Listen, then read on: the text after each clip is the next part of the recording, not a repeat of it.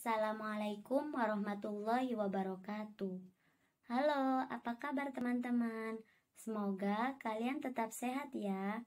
Di video kali ini, saya Miftahul Jana selaku pemateri akan membahas tentang kerangka dasar pendidikan multikultural. Mari kita simak bersama. Konsep pendidikan multikultural. Konsep multikulturalisme tidak dapat disamakan dengan konsep keanekaragaman secara suku bangsa atau kebudayaan. Suku bangsa yang menjadi ciri masyarakat majemuk karena multikulturalisme menekankan keanekaragaman kebudayaan dalam kesederajatan. Paradigma multikulturalisme pada anak dapat dilakukan melalui dengan memberikan contoh kehidupan sehari-hari, yaitu menyampaikan cerita yang berisi pesan tentang multikulturalisme seperti dongeng, legenda, ataupun fabel. Juga bisa diberikan contoh cerita tentang perjuangan para pahlawan. Konsep pendidikan multikultural dalam Sisdiknas. Pendidikan merupakan kebutuhan paling esensial bagi setiap manusia, negara, ataupun pemerintah pada era reformasi ini. Pendidikan harus selalu ditumbuh kembangkan secara sistematis oleh para pengambil kebijakan yang berwenang di negara ini. Dengan demikian, orientasi yang seharusnya dibangun dan diperhatikan antara lain meliputi hal-hal berikut.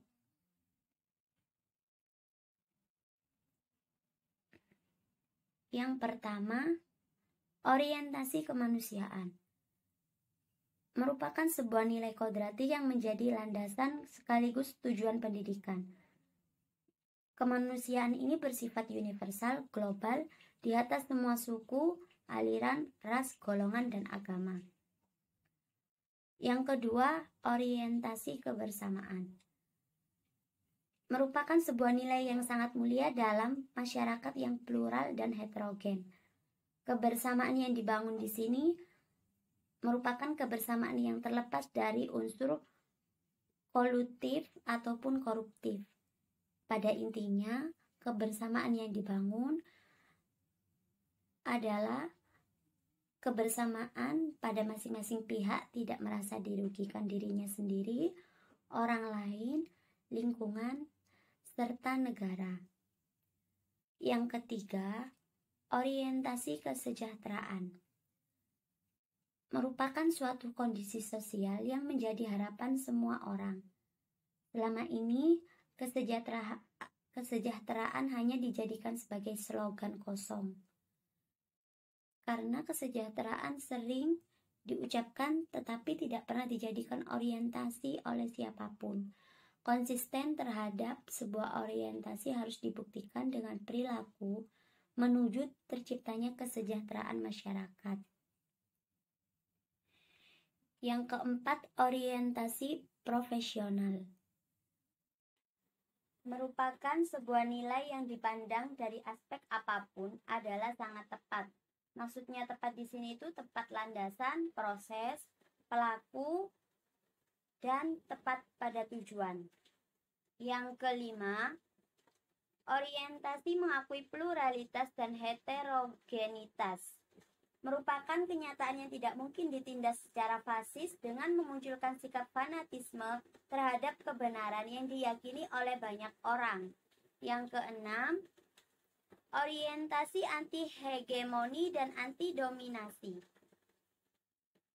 merupakan dua istilah yang sangat populer bagi kaum tertindas. Akan tetapi, kedua istilah tersebut tidak pernah digunakan bahkan dihindari oleh para pengikut paham liberalis, kapitalis, globalis, dan neoliberalis.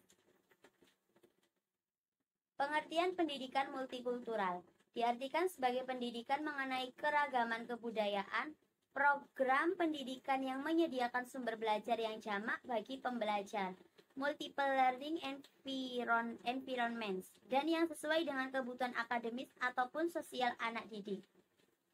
Latar belakang lahirnya pendidikan multikultural. Pendidikan multikultural berawal dari berkembangnya gagasan dan kesadaran tentang interkulturalisme sesuai dengan Perang Dunia Kedua. Kemunculan gagasan dan kesadaran interkulturalisme ini selain terkait dengan perkembangan politik internasional, diskriminasi rasial, dan lain-lain. Tujuan pendidikan multikultural. Tujuan utama pendidikan multikultural adalah mengubah pendekatan pelajaran dan pembelajaran ke arah memberikan peluang yang sama pada setiap anak. Adapun tujuan pendidikan multikultural yang dapat membantu siswa. Yang pertama itu menghormati dan mengapresiasi kebinekaan budaya dan sosio-historis etnik. Memahami latar belakang diri dan kelompok dalam masyarakat. Mengembangkan jati diri bermakna bagi semua orang. Melalui pendidikan multikultural, anak diberikan kesempatan dan pilihan untuk mendukung memerhatikan satu atau beberapa budaya, misalnya sistem nilai, gaya hidup, atau bahasa. Perspektif tujuan pendidikan multikultural. Yang pertama, perspektif cultural assimilation merupakan model transisi dalam sistem pendidikan yang menunjukkan proses asimilasi anak atau subjek didik dari berbagai kebudayaan atau masyarakat subnasional ke dalam suatu core society. Yang kedua, perspektif cultural pluralism merupakan suatu sistem pendidikan yang menekankan pada pentingnya hak bagi semua kebudayaan dan masyarakat subnasional untuk memelihara dan mempertahankan identitas kultural masing-masing.